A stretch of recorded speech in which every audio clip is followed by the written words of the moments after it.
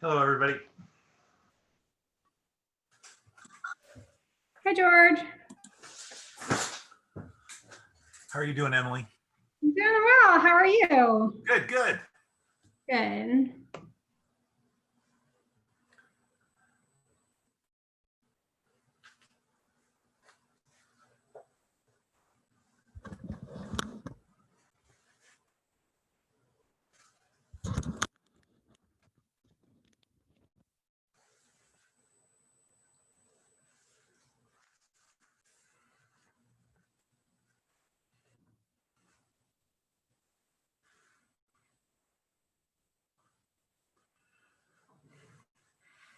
Ed, Brian, Francis, how y'all doing today?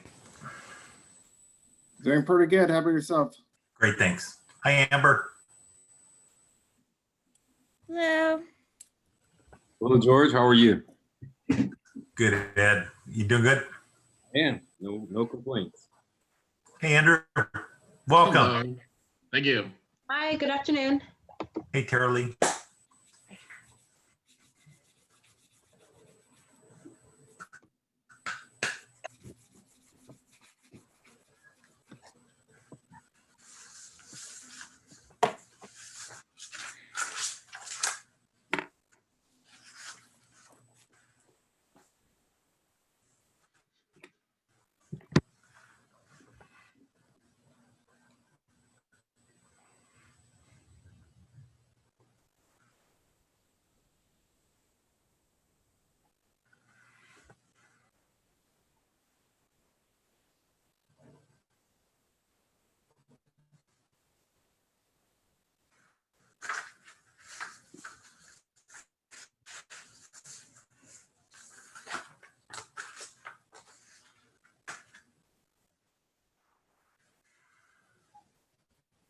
Mr. McNeil.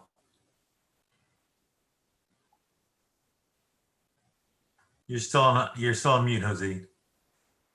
Unmute. I said, "Oh my God, this meeting's being recorded."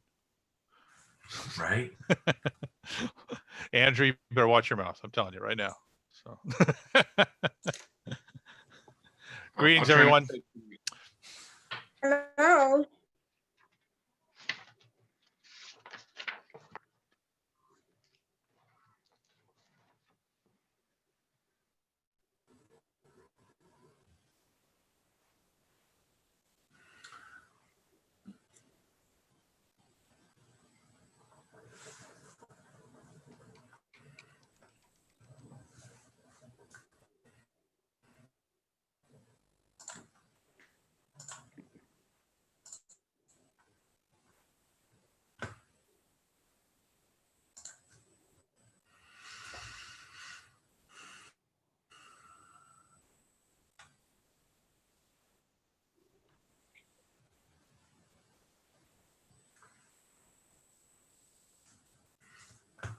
Hey, Maury. Michael. Ari, everybody wants to know how were the exams? I got straight A's. There you go. Oh, congratulations. Thank you. So is that L2 or what year are you in? I'm in my final semester, so I graduated in May. I'm Oh, a 3L. awesome. 3L. Okay. All right. Wasn't sure. I had a position with a law firm all through college. I played third base on their softball team. So, and ran the mail and file room. It was the best job ever. You learn a lot. It's fun. Yeah, and what I learned most, I didn't want to be an attorney.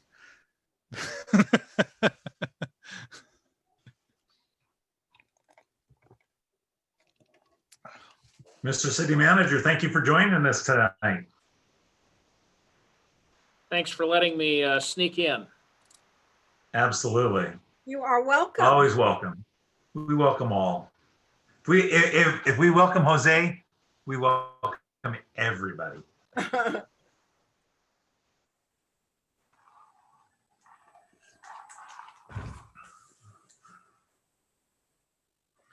We'll give it another.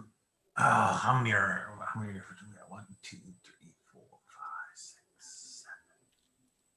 So we're missing Carl, Muriel, and Sabine. Thank you.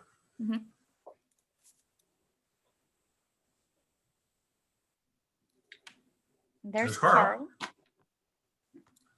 And at 6:55, I will definitely need to leave this meeting to conduct another meeting. Gotcha. If we're on this at 6:55, I'm leaving with you. We'll give one more minute and then we'll get this baby started. Okay.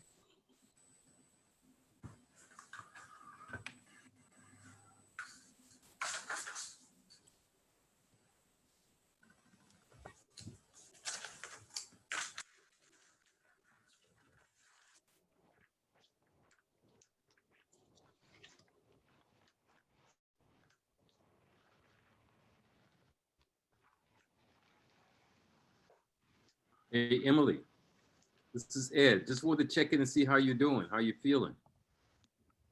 Pretty good. Pretty normal, actually. Thanks for asking. Oh, good. Got Yeah. smell and taste back and everything? Yep. Good, good, I good. taste everything again. Well, good for you. Great Glad, Have. glad to see you. Glad to hear you feeling better. Thank you so much. Yeah, me too. Hope you guys are all well. Yeah. Well, and still running from the illnesses. He said, Right? Had a doctor's appointment the other day. I'm thinking, do I go to the doctors or not? They have diseases running around there. Yeah, I've had a expired eye prescription for a year and a half now, and I just cannot bring myself to go because I just keep thinking like they put all that stuff on your face, you know. Yeah. I'll be fine. I'm not driving anywhere. after the experience that you had, I think I'd stay away for a while too. Right. Or maybe I should go. I don't know. I can't figure that one out. Right. If you have some immunity, now you're free to travel, right? So Yes, yes, you have immunity. I know. I was brave enough to go to a grocery store. now wait a second. That's just crazy talk. I know, right? All right, why don't we go ahead and have Amber call roll and get this meeting started. It's 5:35, so we're a little late, so. Thank you. All right, Chair Kennedy, Present.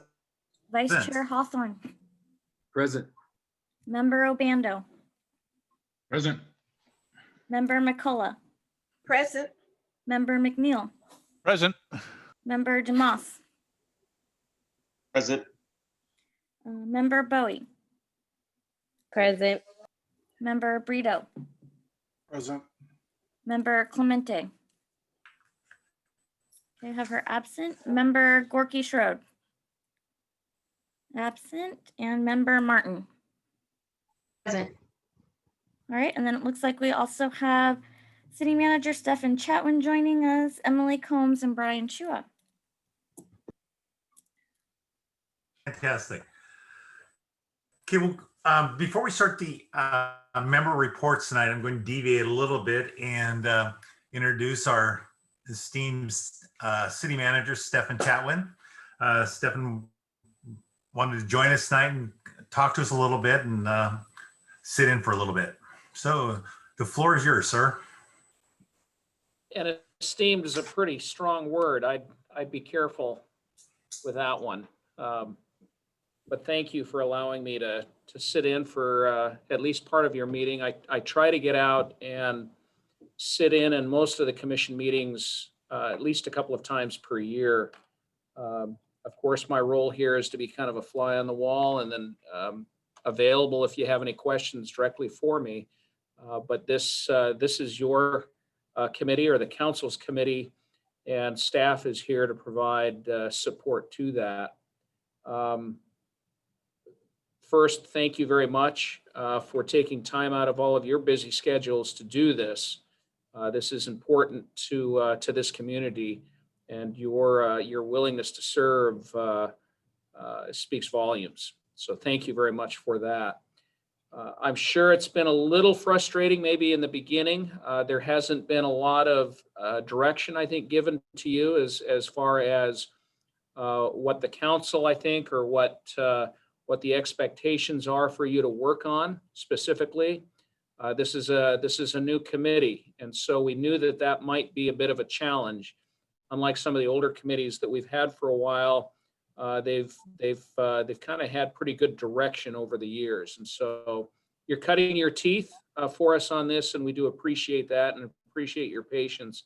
And it sounds like you've broken into some subcommittees and you've got some pretty good direction now as far as the things that you're interested in looking at. And George and I had a chance to talk for a few minutes earlier today, and he's very excited about moving forward with some of the things that you're looking at.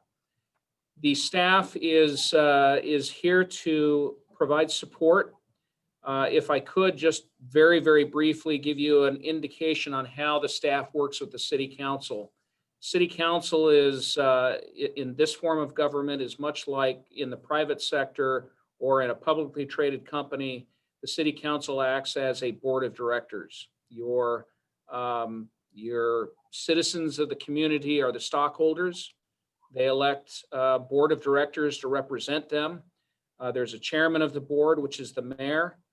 The board of directors and the chairman of the board select a CEO to run the corporation. Similarly, a city council that is selected by its citizens select a city manager to run the day-to-day operations of the city.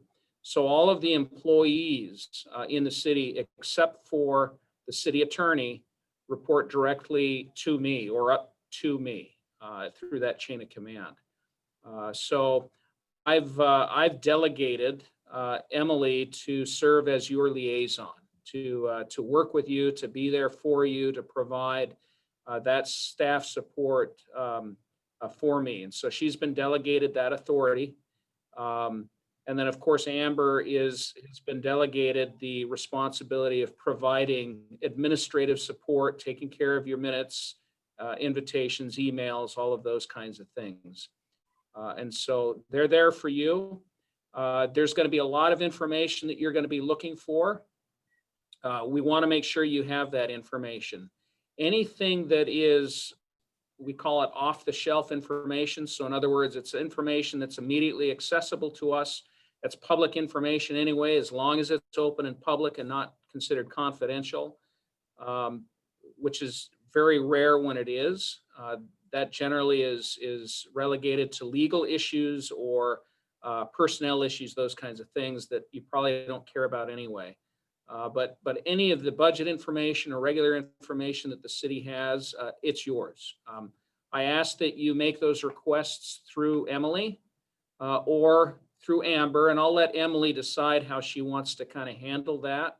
But make those, if you would, through Emily. What happens is if you call different members of the staff, it starts to get confusing for them as to, okay, what are they supposed to work on? They're getting direction from their managers or supervisors. And then if they get more direction or more requests from committees and commissions, whether it's you or a planning commission or a city council member or whoever, they start to get a little confused, and then I lose control over their workflows. And so if you'll direct that through Emily or through Amber, and I'll let Emily and Amber figure that out, that will help us a lot.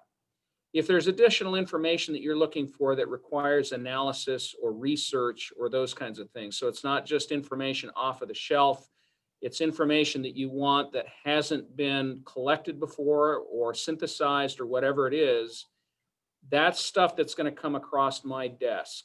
And I'll look at that and try to determine, okay, what's it going to take for us to do this research or conduct this analysis for the committee. And this isn't just unique to you. This is the same for a planning commission works with the community development director, has that same thing. Even the city council, they direct all of those requests through me. With the city council, it's more of a direction rather than a request. I work directly for that governing body. So, so just kind of watch that. If you've got information that you're really, it's more of a research issue, just kind of consider, is this, you know, what does this do for you? What's the end game with this research? And then forward that through again, Emily. And then I'll, as I take a look at it, send that off or delegate that off to whoever we need to. If you're just looking for like a real quick response on something, for example, you had the fire chief in there for something, or a member of the fire department doing a presentation and they gave you some information and you've misplaced your information, or you wanted to get that emailed and you want to call them up. I don't have a problem with that. That's a pretty simple request, and it doesn't make sense to have to funnel that through Emily. But anything else, utilize Emily as your point of contact, and hopefully that'll make it a little easier for you as well as for us to make sure you're getting the information you need. Also allows me to monitor the flow of information so that we can make sure you're receiving it in a timely manner and it doesn't slip through the cracks or get lost somewhere. If there are any questions for me, I'll try to answer those as best as I can for you. But again, thank you for being willing to serve on this committee. And I'll shut up now. That was more than a minute, but I think Francis has a question for you, Stefan. Yes, George, through you, the chair, this question I was going to raise at our report, but since the manager is here, I'll raise it now. Will there be an opportunity to discuss the report findings, a final report with council or senior staff prior to submitting our final report? absolutely. My recommendation is generally senior staff first. That gives us all an opportunity to go through, make sure that the information is good and accurate. I'm kind of a stickler for making sure that whatever we pass to the decision makers is good, solid information so that they can make those thoughtful decisions or recommendations. And so absolutely, we are at your disposal. If there's a quasi-final report or a draft final, that doesn't make sense. A draft report that you're getting ready to go final. I think it's great to have senior staff members there to listen to that first, so that when you present it to the city council afterwards, it's good to go. Thank you. Great question, Francis. One thing I did forget to ask you this afternoon was, would it be prudent for us, for me to give just an update, like in February to the council, just let them know we're alive, we're well, these are the things we're working on? Yeah, I think the council is used to, depending on the projects that you're working on, but I've seen some committees do as much as a quarterly report during a council meeting to the council, just to kind of say, hey, here's some things that we're working on, here's some updates, as well as to get some feedback or even some direction from that body. So I would suggest a quarterly, and you can, again, set those up through Emily and Amber. Okay. We'll get that on the agenda. Measure P means how often, Emily? Is it about quarterly or biannually with the council? How often do they report to the council? Annually. Annually. Okay. The You're a new resolution- committee, so it probably would make sense to do it a little more often in the beginning. I think this committee is required to do it quarterly. Are they the resolution. required here in this city to do quarterly? There you go. Yeah. So we'll set up a quarterly. Yeah, because I think Measure P doesn't even have requirements. It was sort of a precedence that was set. So Amber, that was part of the ordinance establishing this committee, correct? Yes, to meet Okay. to do a report quarterly, yes. Okay, so we'll have a quarterly report for you. Well, another comment. My understanding is that we will be concluding our work in July, the end of July. So that only gives us really 1 quarter before we get to the end results. Is that the end of the first term of it's an annual committee. So Amber, was that the end of the first year for the committee? The committee is set to end July. So if we want to continue it past that, then we would need to pass another resolution to keep the committee going. Which is typical. I think most that looked at this said, hey, we'll go a year We'll see how things go. And then if there's a desire or a need to continue it, you can, as many committees do. But is that made based on the recommendations from the committee at the time of the report? Or I think to Francis's point, if we're updating the committee and letting them know about where the committee is headed and like as George said, what some of the high level recommendations are going to be, is that something that the council begins to think about before the committee term comes to an end? It's probably a mixture of both, to be honest with you. And again, because this is a new committee, the clear objectives, I think, from the council were not real specific. I think you all have done a wonderful job of really saying, okay, without that, here are some things we can look at. You've gotten some feedback, I think, from staff. You're really gonna kind of put together what you believe that should be. I know that's pretty general, but again, it's a new committee. What I envision is that come July, you're still going to have some things that you're going to want to look at. You're still going to have a lot of projects and a lot of analysis and things that you're going to want to continue to move forward with. I think the council will get a better idea of that as well during your quarterly reports. So if you report in February with a status, it'll become clearer to the council, I think, what they're going to expect and want from you in the coming months. And also, I wanted to give a shout out and thank Brian, who has been very helpful, and your direction today has been clear, which is I probably should have been funneling some things through Emily, and I went directly to Brian, and he has been very responsive and very helpful. And if in the future I should direct them to Emily, I can, because I think that there are some reporting requirements that I have not been able to see that per Brian, that do not exist as it relates to the strategic goals and as it relates to the work plans and your performance against budget, time, plan, delivery, et cetera. Yeah, and I'd say there's no harm or foul there, frankly. Okay. Brian will report back to Emily his contacts and the things that he's working on, and Emily will endorse that anyway. Okay.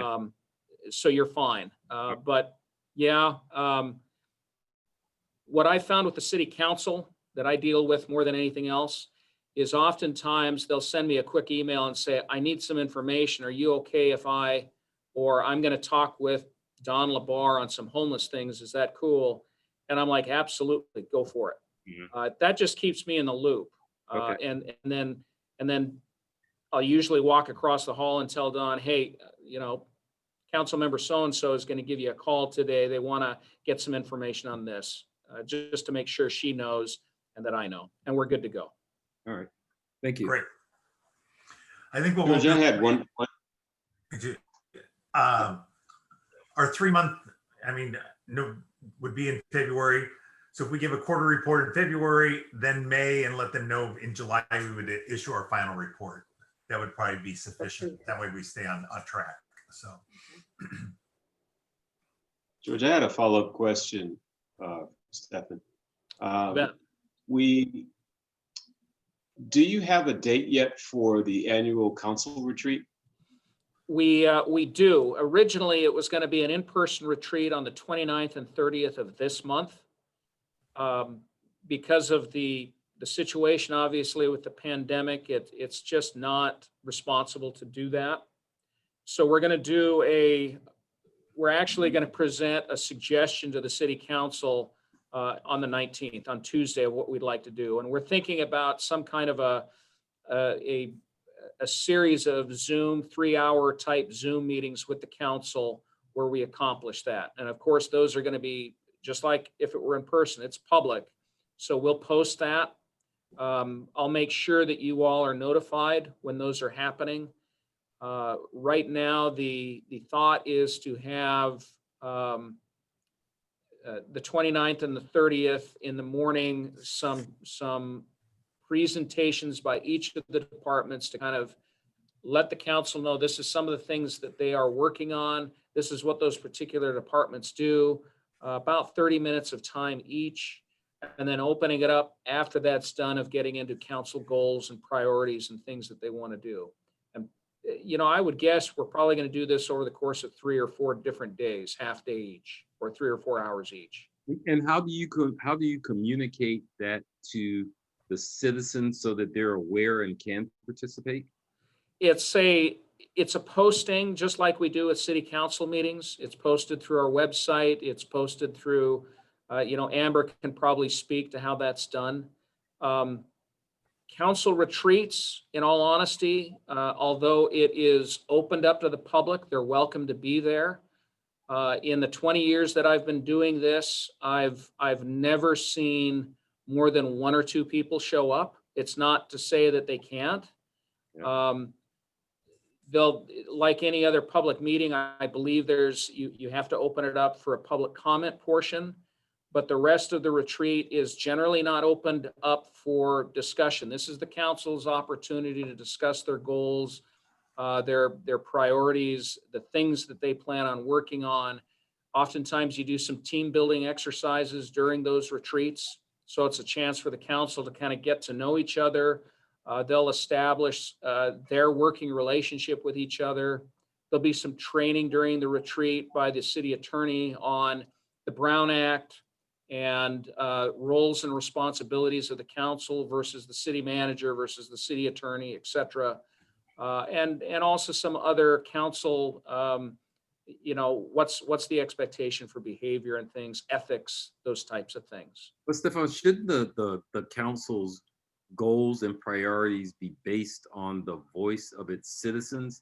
And if the mechanism for doing that has a low participation of the citizens, then whose priorities and goals are they? Council priorities are based on what the council sees as their priorities, hopefully that they've gathered from their constituents. In a representative government, you elect representatives to sit down and do that. And it's my hope that throughout the year, your city council has had an opportunity to reach out to all of you, that they have through the course of different city council meetings where there's a lot of public comment and other things taking place, that they've taken some notes. And so it's not generally designed as okay, everybody come out and you all tell us. That should have already happened. And that's something that takes place during the course of your year. So that by the time we have the retreat, this is an opportunity for that council to come together and frankly, give direction to the city manager and staff through the city manager of what they want me working on. Mhm. And it's usually, you're not getting too deep in the weeds yet on something like that. It could be, for example, homelessness is a priority for the council. And they may want to talk a little bit more about, okay, we can't tackle the entire chunk of what homelessness is. And so they may break off a piece. Maybe the priority this year is a navigation center and an emergency shelter.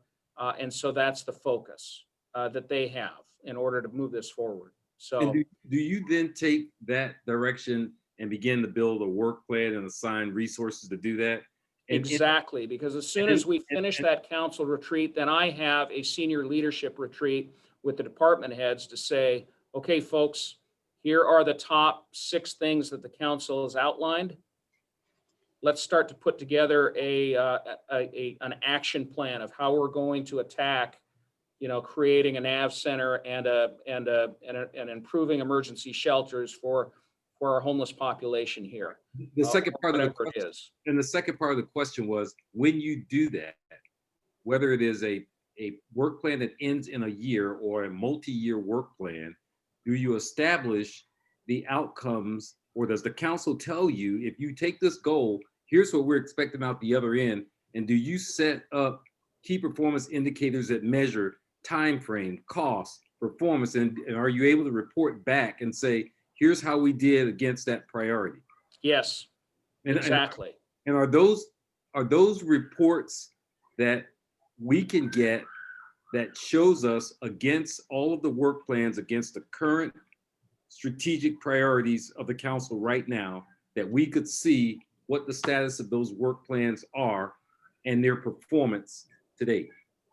What we have before I came on board, I don't know that they have anything.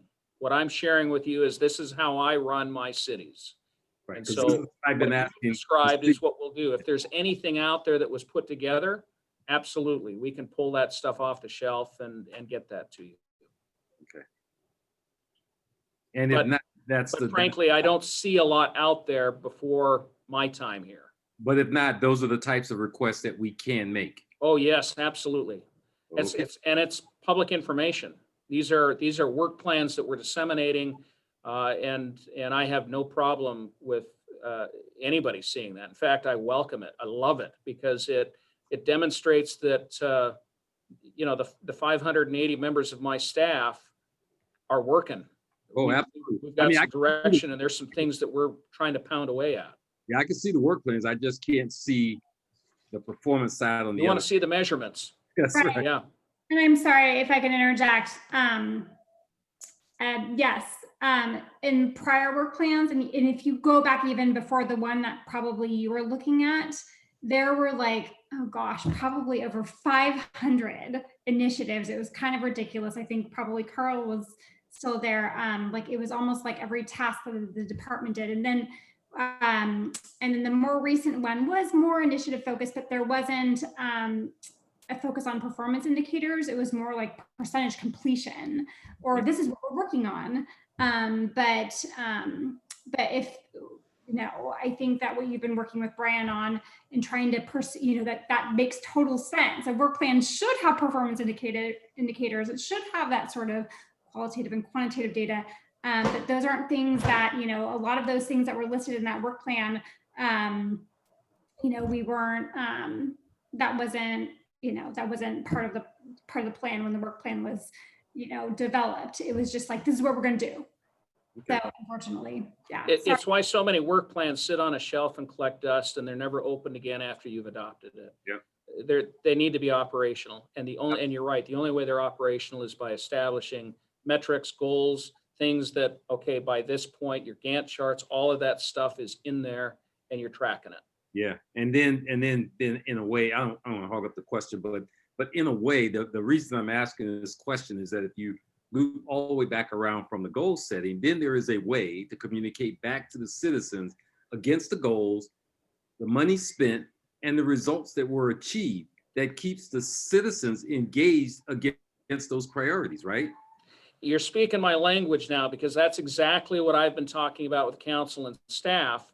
When somebody says, hey, we haven't done anything with Heart of Fairfield for years, well, maybe that's because we're not putting together those performance measures and the things to be able to come back to the council and say, here's the plan that was established at the beginning of the year. This is what we've accomplished through that. Homelessness is the same thing. Anything that we're trying to undertake, those performance measures are how you frankly toot your horn. Yeah. Well, thank you so much for your response and the clarity. I appreciate it. Thank you. And I'm sorry I took so much time, George. This was supposed to be 2 minutes, but again, I'm available for, if you have any questions or things you want to talk with me offline as well, please call Kelly. And if I'm not available, I promise you I'll call you right back. All right. Thank you. That number's 428-7400. Yes, thank you. I don't know what it is. I never call myself, but I've called it once or twice. All right. Well, thank you. We'll go ahead and move on now to the committee member reports. I don't have anything to report tonight. So, George, should we approve the minutes and do all that homework? that's after reports. Okay. Member reports, public comments, and then we'll get on to business. Does anybody else have any report? Are you calling us in order or we just go for it? I'll go down the line. Ed.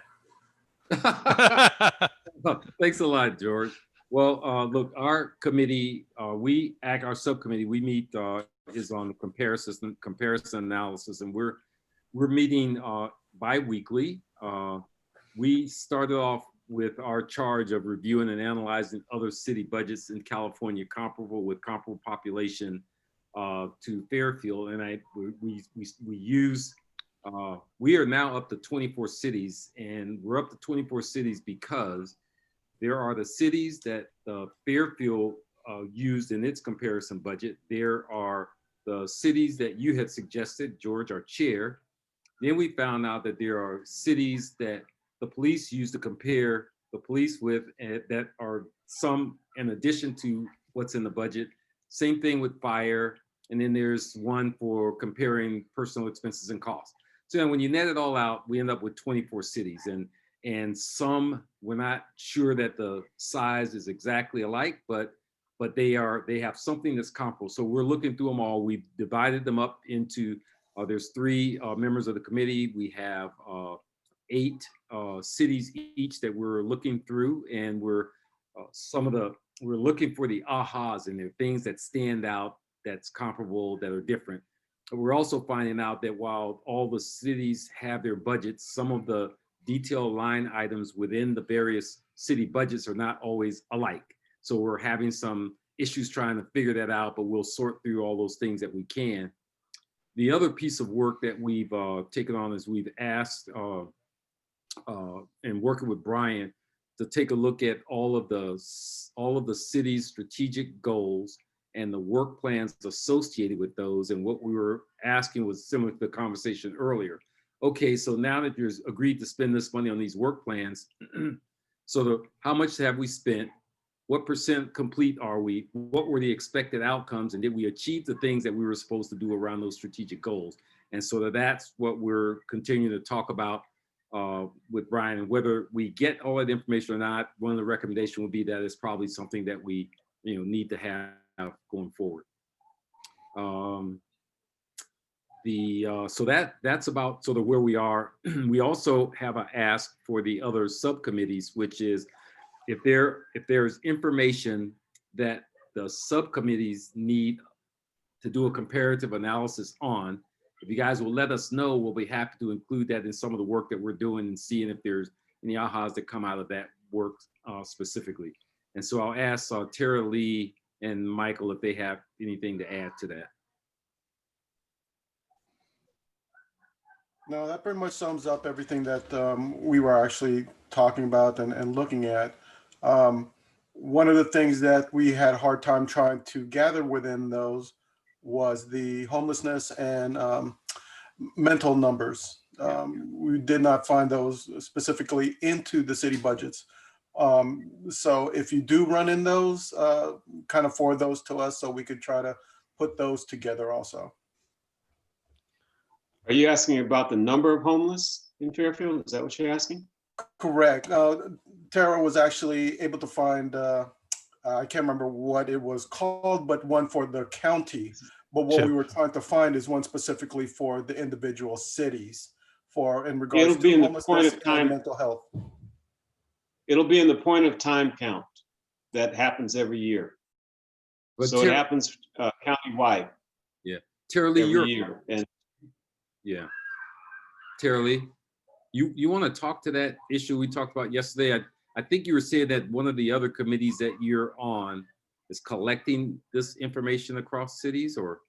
Yeah, so just kind of to piggyback on the Google Docs, the city comparison, it's a substantial amount of information when we're talking about the demographics and the high priority employers, and then it breaks down to the police and then the budget and the reserves. So in addition to that, we are working on a secondary budget. I'm working on a secondary committee that is based on finding out the homeless gaps and where we can use some of that other fund. So I did present the PIC count to both subcommittees. It is the Solano County's PIC count. It's done semi-annually or every 2 years. And that one is kind of a breakdown of what's going on in Solano County. So I know the second subcommittee that we're on, we're currently in the process of working with the housing manager, the homeless housing manager, to get some more information on the gaps and downfalls when it comes to homeless and mental health, and what's lacking in the budget and what we need to do moving forward. So I think that we got that handled in the second subcommittee, and the comparison, the city comparison is a pretty thorough thorough. So I guess just to kind of emphasize that if there's anything specific that the committee wants to see on this comparison, we could see if we already have it or if we need to add that moving forward. Well, thank you, Michael and Tara Lee, for your participation as well. And I'll turn it back over to the chair. Thank you, George.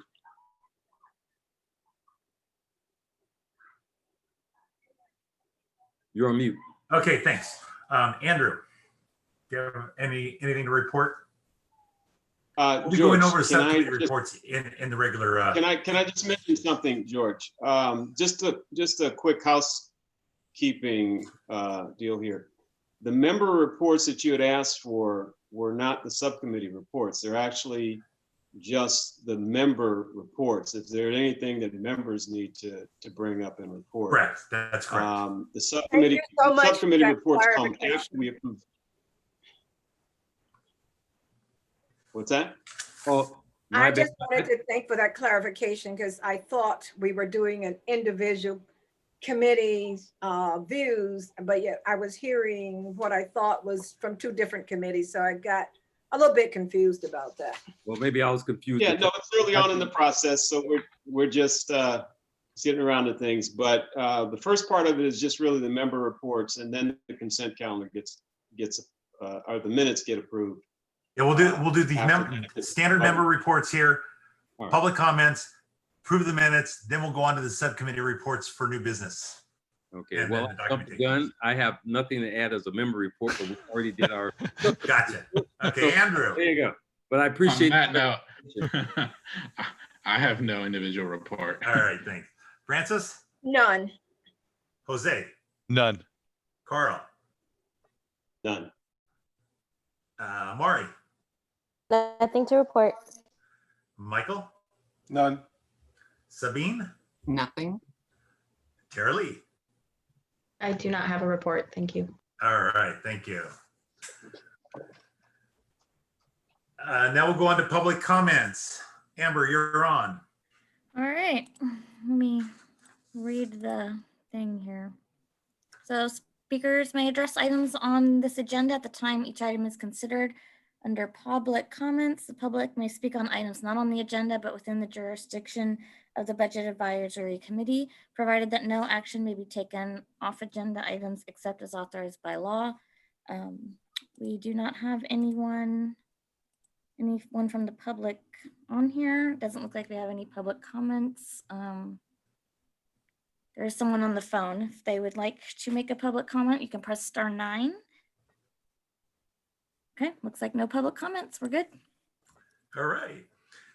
Now let's move on to the consent calendar. We'll do the approval of the meeting minutes from December 10th, 2020. Move to accept. And do I have a second? Second. All those in favor? Aye. Aye. Aye. Aye. I'm gonna do a roll call vote. Sorry, guys. All right. Okay. Who made the second? I didn't catch that. Who seconded it? I did. It was Edward. Oh, Edward. Okay. Jose first, Ed second. Okay. All right. So Chair Kennedy, Yes. Vice Chair Hawthorne, Yes.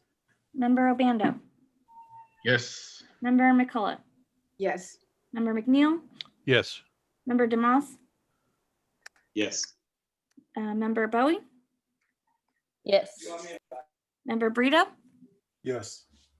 Member Clemente is absent, Member Gorky Schroed, Yes. and Member Martin.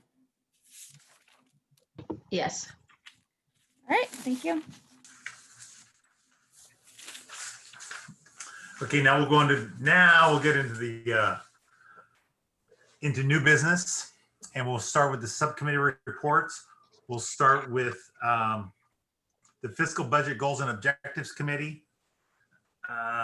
Francis, Andrew, who wants to speak for you guys?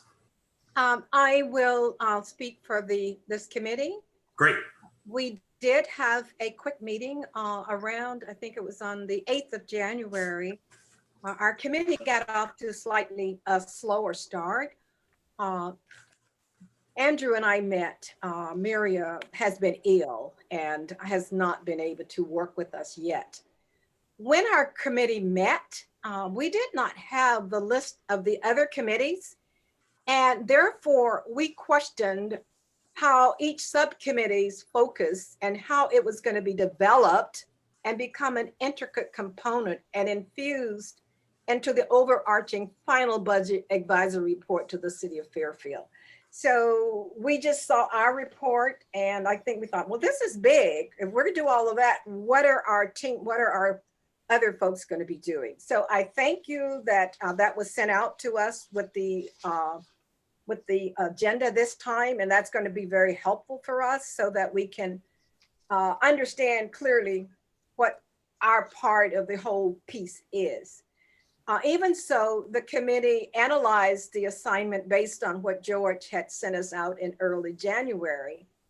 And we just got to the point of kind of defining what we need to do.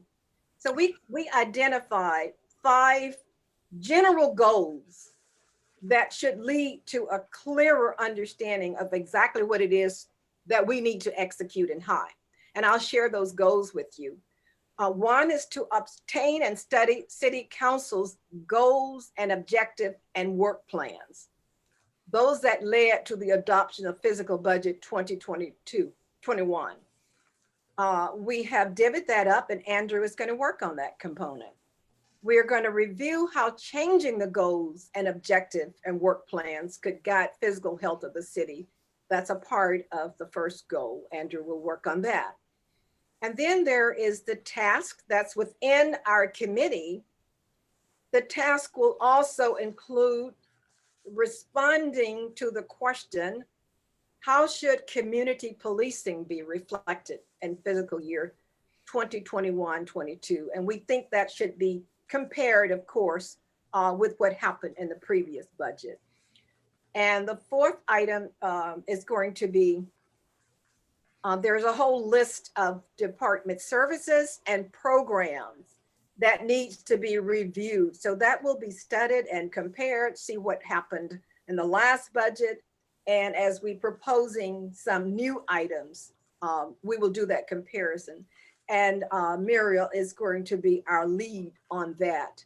And if Andrew would like to add something at this time, I would like him to.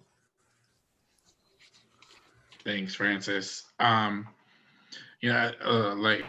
Francis said, we went through those items, and so it's interesting to hear kind of some of the earlier discussion that happened in the meeting today, particularly around that comparison budget committee, that kind of is somewhat of a component of that fiscal of the first subcommittee that Francis, myself, and Muriel are on, and so. I don't know if that is something that we want to do concurrently and have different objectives, or kind of piggyback on each other's, so that way we're not duplicating the effort and getting kind of deeper in to what we really want to get into. But yeah, like I said, we're off to a slow start. I do apologize for missing last month's subcommittee meeting, or not this committee meeting. So yeah, that's kind of my piece there. Great. And George, I have a question here. I did not share our committee's report. I did a brief committee's report, and having heard what I did here, maybe I should share our report so we do not duplicate. There's enough work to be done to not duplicate. Right. So I sent out, and we'll go over that here in a little bit, the documentation for the committee reports. Mhm. And then you can work off those and then send those back to me, and I can disperse those off to the, share those with all the committee chairs, and then agendize these for everybody.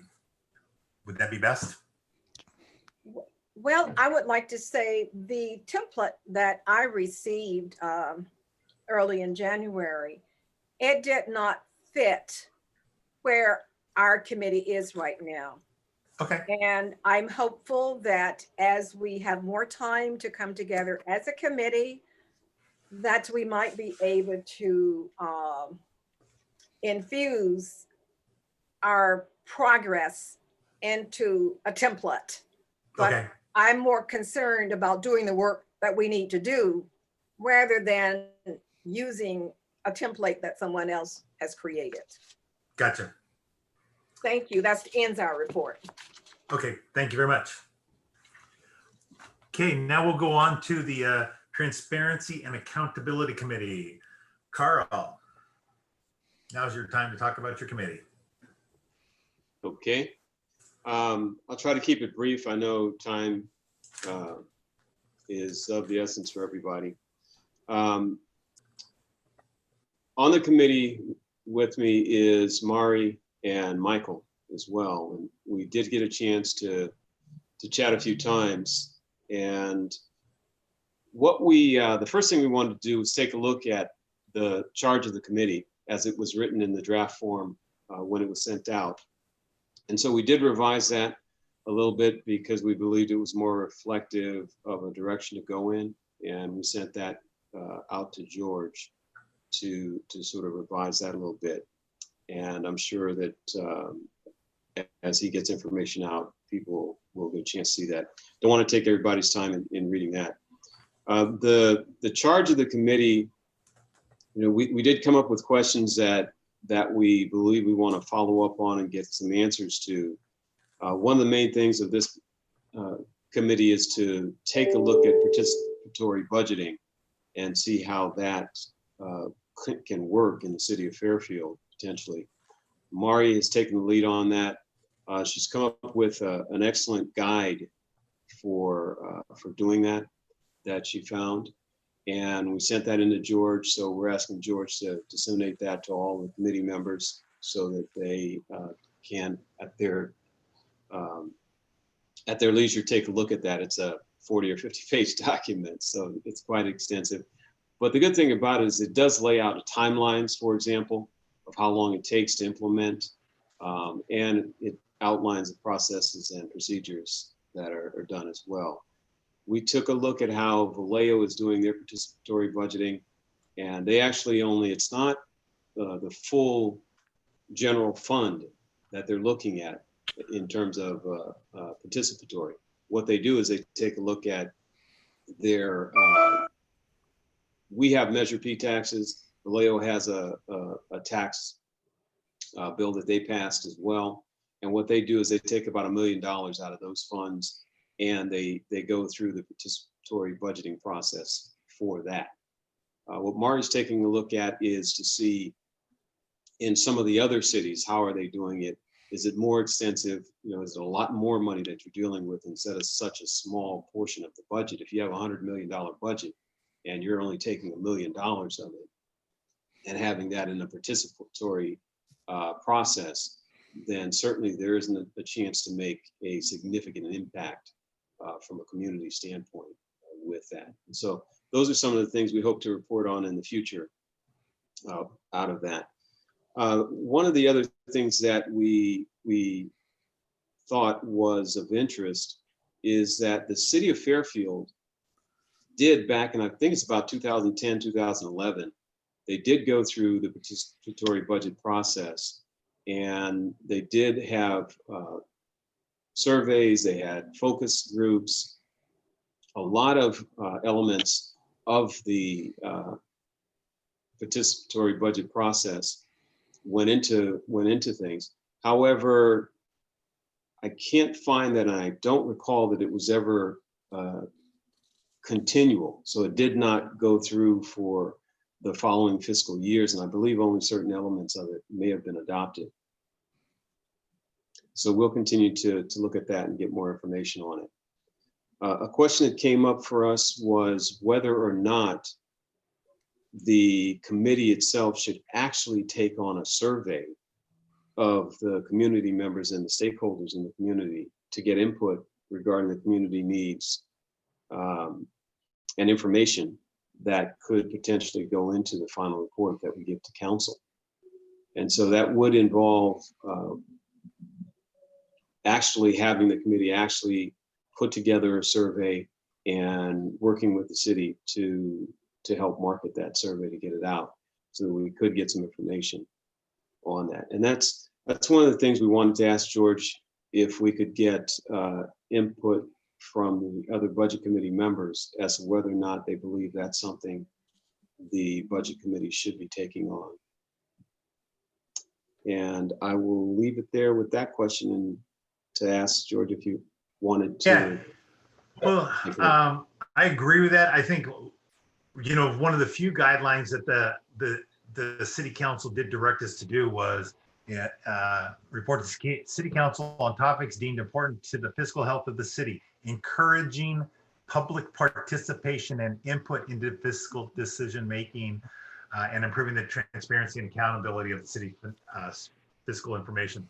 So that is a very good idea because it's following exactly along the lines that the city council has asked us to do. So I think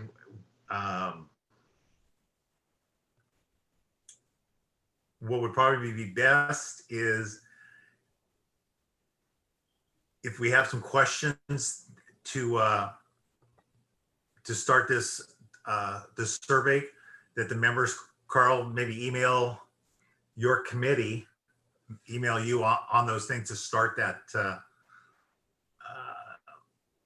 that portion of the survey, and then we can work with Emily and the team there at the city to come up with the best way to disperse it to the public for input and participation. George, maybe it's tougher with the COVID rules that we're under with the state. So, George, it might be, you know, just a note that these are the type of things, especially on our initial quarterly submittal or report to the council, is to come back and ask the council for these type of specific things. You know, we would like to have some funds or find a way to do these surveys, and here's what we want to do and here's why we want to do it. And I think that's probably where we can get the ball rolling with the council. But Mari or Michael, do you have anything that you want to comment on that? I just have to add that, so after our last meeting, I kind of was like drafting questions for it. We're kind of trying to figure out how long the survey would be, because like I'm thinking of like attention span, how much time do people have to give? So I'm trying to make it like as comprehensive as possible, but also not super long to where you want to leave after like a few minutes of taking it. And so I'm kind of been looking at other cities that do the participatory budget to see what type of questions they do. And so probably by the next meeting, we'll be able to actually show like what the questionnaire or like some form of the questions, so that you guys can kind of overlook them, add comments and concerns and stuff like that. But that's all I had to add. So Mari, quick question. As you're researching these participatory budget thing, do any of them use for public participation? Do they use like Survey Monkey, things like that, where they? Yeah, so we talked about it. Some of them use SurveyMonkey. A lot of people utilize Google Forms though, because it has a really good like analysis. Like, sorry, my child's in the background, but it has a really like good analysis that comes like automatically. So you can, when you look at the responses, it kind of breaks them down pretty easily. So that's what most folks I've seen have used is Google Forms. Can I ask a question? Maybe Amadi and Carl. So the purpose of the survey is to educate the citizen, test the citizens' knowledge of the budget and the priorities, or what's the direction that we're trying to take a survey? Yeah, so when we discussed how it would be like programmed, because like part of it is like trying to get a gauge of understanding of does the city know, like, do the people taking the survey have an understanding of how the budget works? And then if they do have that understanding, like, do you think that it's being like done appropriately? So some of the questions will be kind of getting a gist of how much they know. Like, do you know how much this, department receives? Do you think that's adequate amount? Like, so that way, like, you can still gauge, like, and it kind of helps you, take into account like how much you're listening to, I guess, if that makes sense. Because if someone doesn't really have an understanding of the budget, but then they have like strong opinions on it, I mean, you take that with a grain of salt versus like someone who has an understanding of the budget and still thinks that like it may not be allocated properly. So some of the questions will be tailored to get an understanding of how the budget works, or to kind of gear folks to like nudge them to look at the budget before they, take the survey. Still trying to figure that out on how folks do that. One of the questions, the reason I asked, because one of the questions is that the part that's supposed to be like the citizens' direction is like the city goals and what they spend the money out of the general fund on to make it better for us. And the question I have is like, do our citizens know what the 6 strategic goals are that the council established that they're spending money for that's supposed to make it better for us? And so there's one point about saying, do you understand the budget and all that kind of stuff I get, but from a citizen's perspective, it is the money is being spent against these priorities. And do you understand what they are? And are these the ones that you see are priorities? Because the budget is vetted 1,000,000 times and audited by external auditors. I mean, so there are lots of people looking at the numbers, but the question is that we're using that budget to spend it to do something for the city. And do the citizens know what that is and how much money we spend on it? And then, is that where they would want us to spend the money? Yeah, Ed, so a part of what Mario and Michael and I had discussed is exactly what you're looking at, is what's the purpose of it? How do we also, if we do a survey, how do we also provide some educational components of that, if you will? So sort of what you're getting to is you can state in a question that the 6 priority goals of the council are A, B, C, and D. Do you agree with these goals? Okay, and if so, if you do not, you ask the question of, well, can you insert what some of your priority issues are? That type of thing. So that there is we'll find a way to make questions short enough, but yet also provide just that touch of education in terms of the fiscal budget, so that people have an understanding. Because as you're saying, we do have to let them know how much is being spent and why. And if I could just, before you ask the question. And I just want to interject too, like another thing, because I have seen some, as a Fairfield resident, some surveys come through.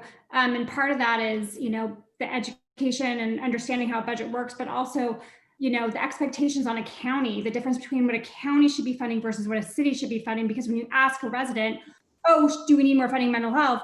They'll scream, yeah, but we hear that as a city, but we look to the county, right, for that funding source. So it's kind of like, I don't know, I'm not a survey expert, but I think that ties into how budget works and how, part of the education piece. So I'll just be quiet after that. No, and I think Definitely, also no, we were talking about, as far as the survey, bring attention that there is not only an opportunity for the people in the community to be a part of it.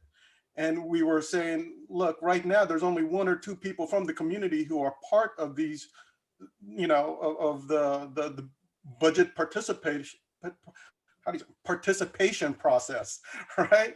So, I mean, even if we get 1 or 2 more, we're hitting 100% goal. So we want to bring more awareness and more people in the community to participate in this. And that survey may just bring that attention that they may not even know. They would actually have a voice. So when we were talking, like you were talking about the council retreat that's going to be happening, we're hoping this survey would be an accumulation of people in the community, so that when next year comes around, the decision is not being based solely on, the smaller view of smaller demographics of people, right? It could be a larger group of people in the community, and they could be taken in and make a better, wiser decision. It'd be interesting to know how many of the citizens are sort of a little leery of the budgeting process because maybe they're not sort of deep in finance, maybe. But to the other side, if you would say what you want done in your city and what you want worked on, you have a stronger voice of that. And then the other side is maybe on the secondary part is really helping people understand how the funding mechanisms work to get funding to that priority that you've just established. Yeah, Sounds good. Well, it's George, like- I know that, I know we have other subcommittees to report, so we'll wrap this up with just Great. letting you know that we'll take on a task of putting together several example type of survey questions. And we'll get that back to you before the next meeting so that you can disseminate that to the members. And then perhaps on the next agenda, we can get some input from the other members on that and go from there in terms of the questions and then the process and the timing, a timeline for when we would see this happen. Okay, Great. so we'll leave it at that and in the report from our end. Fantastic. And then just remember, agenda items I have to get to to Amber a week before, so it can be part of the agenda. So great report, guys. Appreciate all the work you did on that one. Enterprise Fund Committee, Mr. McNeil. Yes, I actually feel a little bit behind the curve here, but fortunately I have Tara and Sabine helping me, and we've jumped on it in the last week or so. Hats off to Tara here, and I'll recognize her to kind of go through what she's been doing. Just kind of give an overview for the committee, or for everybody. You know, the enterprise represents currently 4 funds or 4 sources of revenue, which is the water utility, the North Bay treatment plant, transportation, and the golf courses. And then we're going to be adding the cannabis plan or cannabis tax that comes in.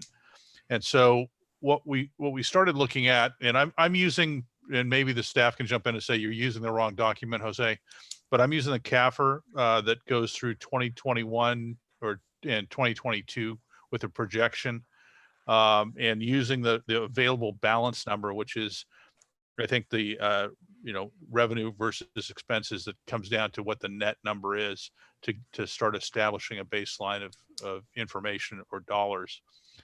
And through that, the biggest one obviously is the water utility.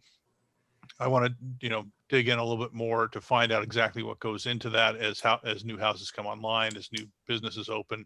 Does that go up? Are there opportunities to utilize our wonderful water system to produce more revenue for us? And then the same questions go through both the North Bay treatment plant, which is, it's a joint venture effectively, to go through and dig into that and find out what possibilities there are for that, although it's a coalition, to go out and receive other or increased revenue there.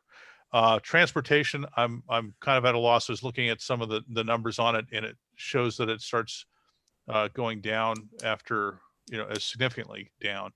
One of the great opportunities, the final two, the great opportunities for revenue growth or availability of funds are the golf course, which the bonds get paid off or the loans get paid off in, as I see it, the 2022 and 2023 budget plan is when the debt will be paid on the golf courses, which will free up about $500,000 a year. And then on cannabis, the projection is about somewhere between $230,000 to $360,000 a year. And then trying to prioritize what I sent out a little note to saying, here's what I think for the golf course. We should split it up. You got to reserve funds for the golf courses anyways, out of the cost savings. And what do you do with the other stuff? What's the recommendation? And we'll put that together and come back with those recommendations on what those funds should do. And the same type of thing on the cannabis revenue that comes in. And so I really want to turn it over to Tara here. She did a great job on, well, I think we're going to get our first, or actually our second, since Stefan was here, our second guest speaker will be coming in. Tara's been working with that, and I'll turn it over her to go through that. And then Sabine might have some input as well. So Tara, you're on the floor. You can whip through what you've done. And again, she did a great job. So you're muted. There you go. Thank you so much, Jose. Yeah, we were working with the Let's pull it up here. We're working with Miss Dawn Labar, actually the housing homeless service manager. So this committee is based on how we can kind of maneuver some of this revenue to support the quality of life.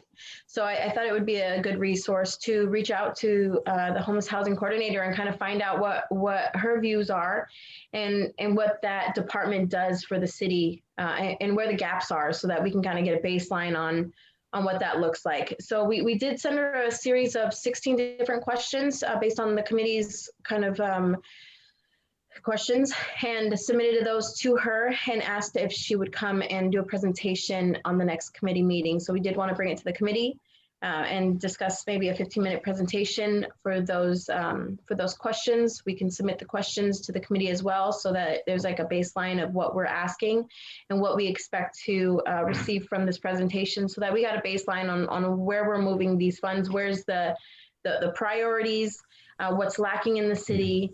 And then also has submitted the PIT count to both the Enterprise Fund Committee and the Comparison Budget Committee to get a baseline on where the county is, so that we can drill more into the city. So that's all I have. If Sabine wants to jump in and take lead. Oh, she's shaking her head and saying no. So, but again, Tara did a great job. Fantastic. When, I sent out my little blurb and I got this whole thing back going, hey, how about this? And, I contacted this person and we're moving forward, and it's just great. We all have other day jobs, and it's always fun to get surprised on the upside. So thank you, Tara Lee. That was great.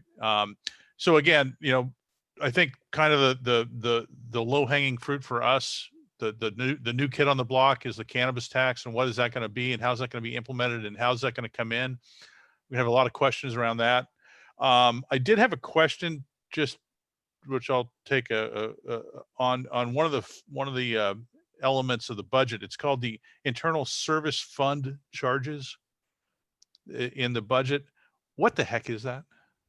Yeah, I could talk about that a little bit. Brian Chua, budget manager for the city, as you all know. The internal service fund charges, these are basically charges to the departments for future replacement of computers, vehicles, infrastructure, radios, and that type of nature. And the reason why we do it via an internal service fund, so kind of stepping back, the city departments, the police department, the fire department, a lot of their costs are sitting in the general fund. So we'll charge the fire department for their use of a vehicle's future replacement of a vehicle. We're not gonna just say, hey, fire department, the life cycle of your vehicle is up and you need to pay, $1.5 million for a teller.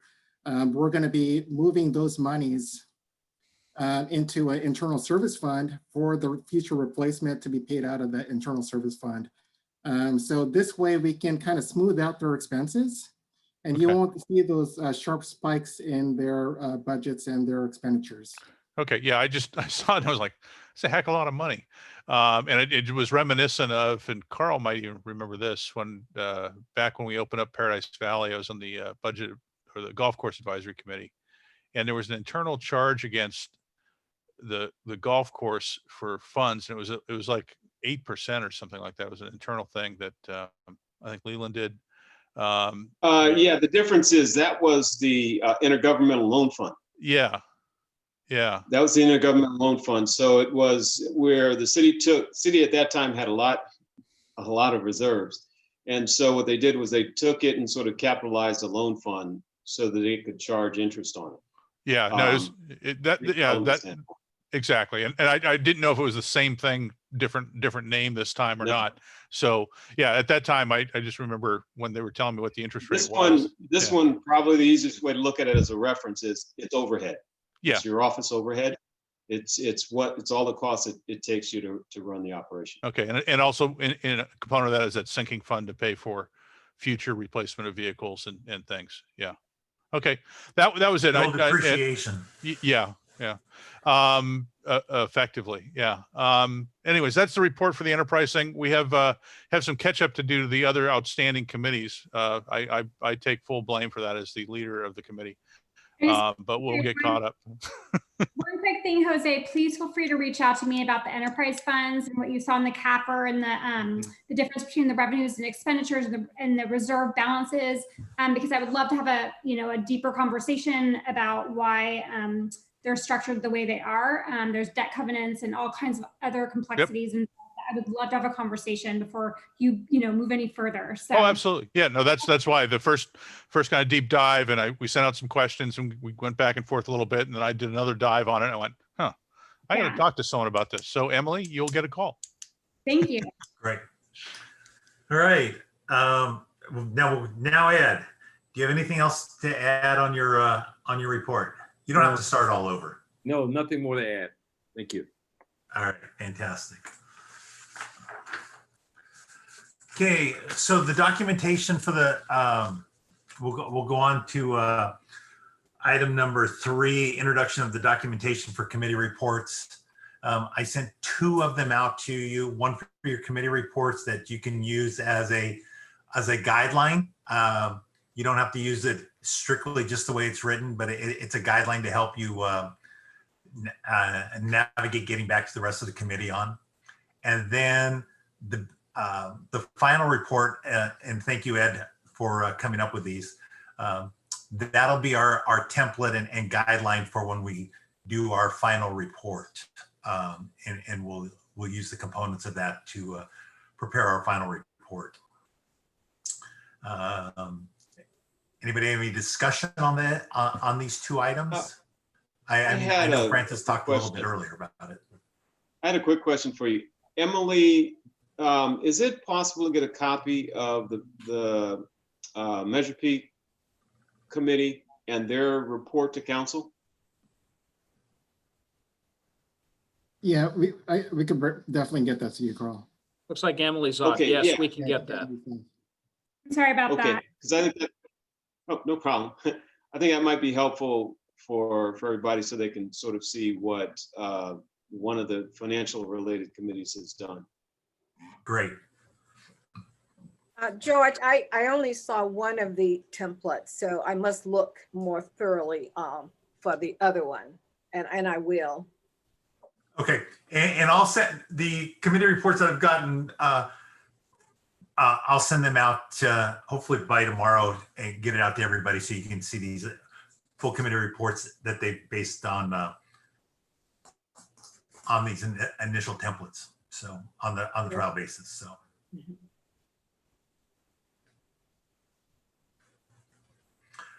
All right.